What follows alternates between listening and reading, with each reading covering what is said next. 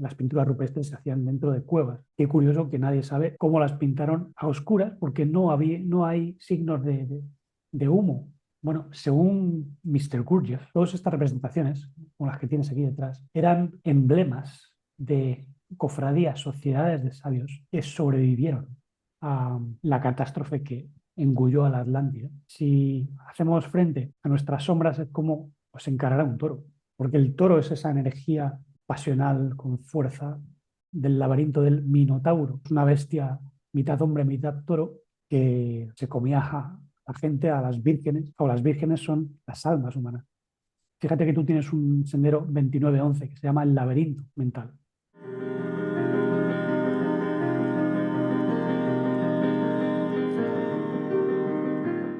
Pues nada, como te digo, esta semana vamos a tratar algo que es fascinante. O sea, estamos ya en la clase sexta de este módulo de alquimia de personalidad y tenemos que adentrarnos en la famosa sombra, ¿no? Carl Gustav Jung habló de integrar la sombra. Al principio, en las clases, si recuerdas, tratamos el tema de las resistencias psicológicas, ¿no? Que son aquellos mecanismos que nos impiden vernos a nosotros mismos.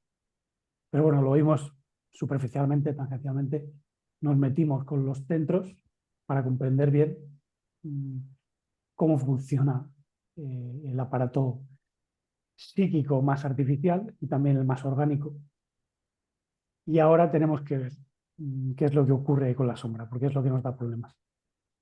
Por eso, cuando hay alguien que, por ejemplo, en terapia se siente mal al afrontar los problemas de un paciente, es porque no ha integrado su propia sombra. Entonces, las oscuridades de los demás duelen más y asustan más. Y lo mismo ocurre con cualquier otro aspecto de la vida, ¿no? O sea, cuanto más nos duele lo que hacen los demás, cuanto más nos molesta, es que menos hemos integrado una sombra que también les está atenazando a ellos. Entonces, un principio es que la aceptación de la sombra de los demás nos ayuda a integrar nuestra propia sombra y viceversa. Aceptar y trabajar nuestra propia sombra nos ayuda a integrar también la sombra de los demás. Y cualquier tipo de sombra no iluminada se manifiesta como neurosis. De hecho, te voy a pasar un documento con frases de Carl Gustav Jung y alguna otra también de pues, la antigüedad, que pues, recogen muy bien todo lo que ocurre, ¿no? Hay una legendaria que es, la regla psicológica dice que cualquier situación interior de la cual no nos hacemos conscientes sucede fuera como destino o fatalidad, diría yo. El destino, propiamente dicho, es crecer en esencia, poder integrar aspectos de la personalidad que están ensombrecidos y convertirnos pues, en lo que Jung decía un individuo no dividido, pero no dividido en el sentido de que ya no hay fragmentos de nosotros por ahí, que no hay muchos yoes. Lo mismo decía Bourdieu, ¿no? Que somos muchos yoes y hay que unificar la personalidad, el yo, pero de tal manera que sea la expresión de la esencia, ¿no? Entonces, mientras haya fragmentos de nosotros por ahí dando guerra, vamos a ser tirados una y otra vez, sobre todo cuando estamos en un camino de crecimiento interior. Entonces, hay muchas veces que pensamos que nos estamos volviendo locos o que somos incapaces de cambiar. ¿Por qué? Porque hay muchas partes de nosotros que no quieren cambiar, es que les importa un bledo. Y además hay mecanismos que dicen, no, no, no mires eso. Eso déjalo ahí porque es que es muy molesto. Evádete por medio de adicciones o actitudes que a veces son agresivas, violentas, criticonas. Entonces, eso es lo que hay que señalar de algún modo con la conciencia, con la atención, pero no de manera enjuiciadora, condenarnos por eso, ¿no? Decir, uy, ese monstruo que es un pecador, como se dice en las enseñanzas religiosas, o un infiel. Eso existe dentro, evidentemente, pero no forma parte de nuestra esencia. ten en cuenta que lo de la sombra es una idea que Jung empleó para hacer referencia a todos esos deseos y pensamientos reprimidos que tienen sus propias personalidades, como digo. Y bueno, la manera de afrontarlos es dura a veces, por eso, fíjate que en la antigüedad había muchos símbolos del toro y de coger al toro por los cuernos, de montarse en el toro. En Lascaux, esta cueva de Francia donde pues, hay uros y una serie de animales que los antropólogos piensan que pueden formar parte de rituales mágicos. Bueno, según Mr. Gurdjieff, todas estas representaciones, como las que tienes aquí detrás, eran emblemas de cofradías, sociedades de sabios que sobrevivieron a la catástrofe que engulló a la Atlántida.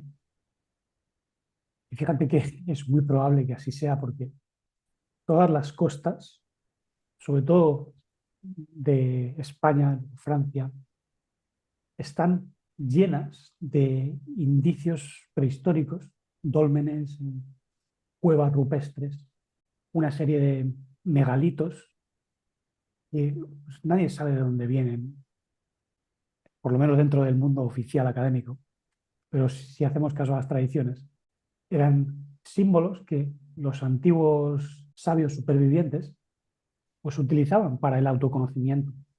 Entonces, la representación del uro o del toro tiene un significado también espiritual, psicológico, porque el toro es esa energía pasional, con fuerza, que nos puede dar muchos problemas si no la cogemos por los cuernos.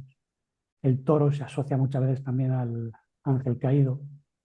Tauro está al lado de Orión, el cazador, y Tauro está muy relacionado con los ángeles caídos que se la dan caído en cierto sentido, y es algo a lo que tenemos que hacer frente dentro.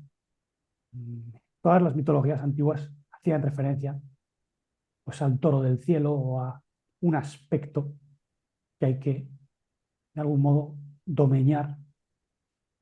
Y bueno, hay símbolos que son más clarificadores, por ejemplo, el centauro.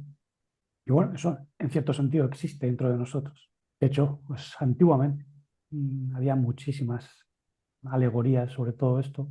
Incluso el mismo hecho de coger al toro por los cuernos está en la mitología hindú. Hay, digamos, representaciones de guerreros que tienen que hacer frente o a un buey o a un toro y digamos que esto conlleva una serie de trabajos internos para que esa embestidura o embestida no nos haga daño. De hecho, pues aquí en España es muy típico, ¿no? Lo de las corridas de toros, los Sanfermines, y eso antiguamente tenía un simbolismo. Se dice que en la Atlántida pues, había una fiesta taurina, donde se ataba al toro a un poste con cuerdas. Lo mismo ocurría en la antigua Grecia, ¿no?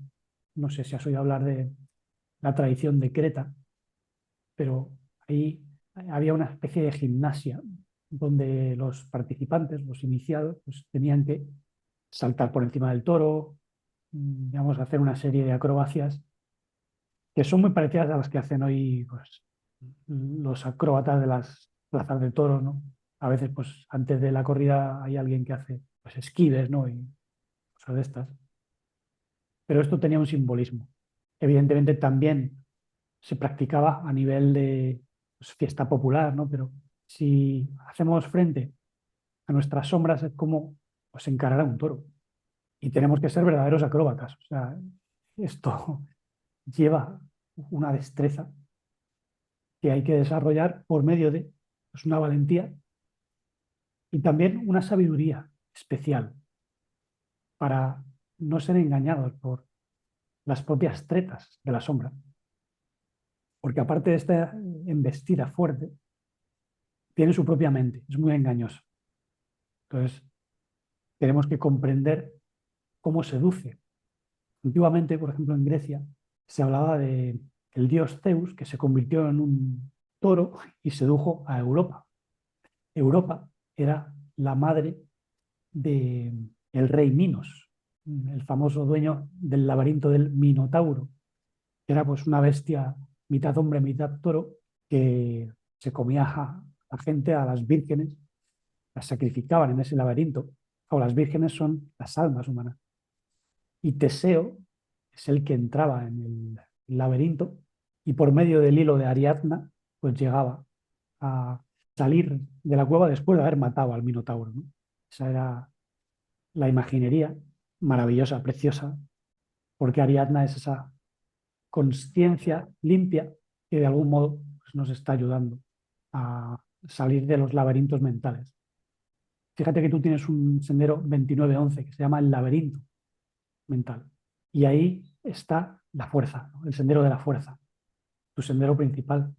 Por tanto, vas a tener que hacer frente a energías muy potentes y coger el toro por los cuernos.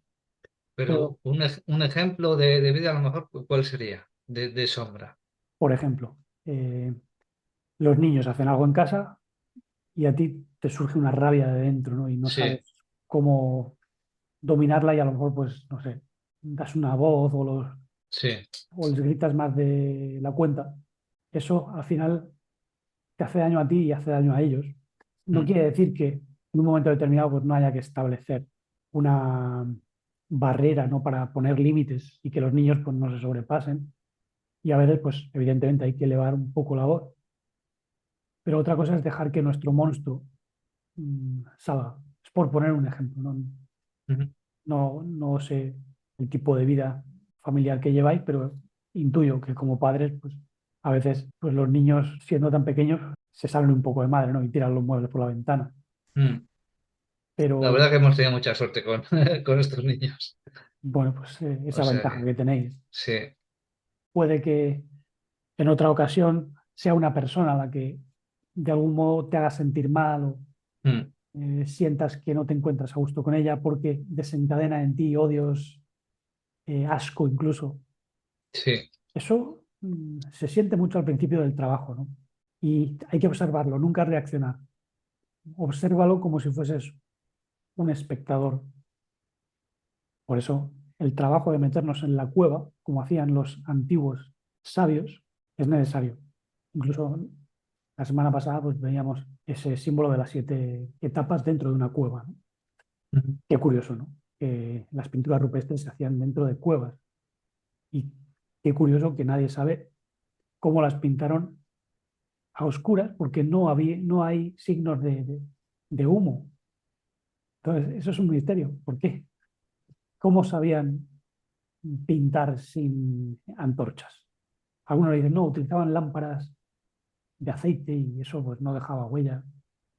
Bueno, a lo mejor tenían visión nocturna, porque veían más que nosotros. Hay que tener en cuenta que hace miles de años las facultades humanas no estaban tan atrofiadas. Entonces, a lo mejor podían entrar a la cueva y su visión pues, se adaptaba y podían ver en la oscuridad. La posibilidad es que tuviesen una fuente de luz relacionada con el cuarzo o con los minerales, como también es muy posible, porque en la Atlántida se utilizaban eh, piedras para canalizar energías. Por ejemplo, en las leyendas de Egipto se dice que cuando los Shem-Shuhor o seguidores de Horus tuvieron que marcharse de aquella isla primordial o el montículo primordial, se llevaron consigo una serie de artes, de sabidurías, y ahí menciona una luz central que existía en ese montículo isla primordial. ¿Qué era esa luz central? Es un misterio, ¿no? Pero posiblemente tuviese que ver tanto con nuestro ser, porque el montículo puede hacer referencia a la montaña sagrada, que es básicamente una alegoría del el ascenso a nuestro ser, y la luz pues sería el aspecto inmortal, etérico. Y es precisamente desde ese lado más luminoso e inmortal desde donde debemos afrontar las sombras, porque si no nos perdemos. Una perspectiva de testigo puro, ahí digamos que puedes ver más de lo que la gente ve. De hecho, hay ejercicios. Luego, te daré unos cuantos. La semana que viene también veremos unas maneras de poder ponernos en ese estado de atestiguación sin límites.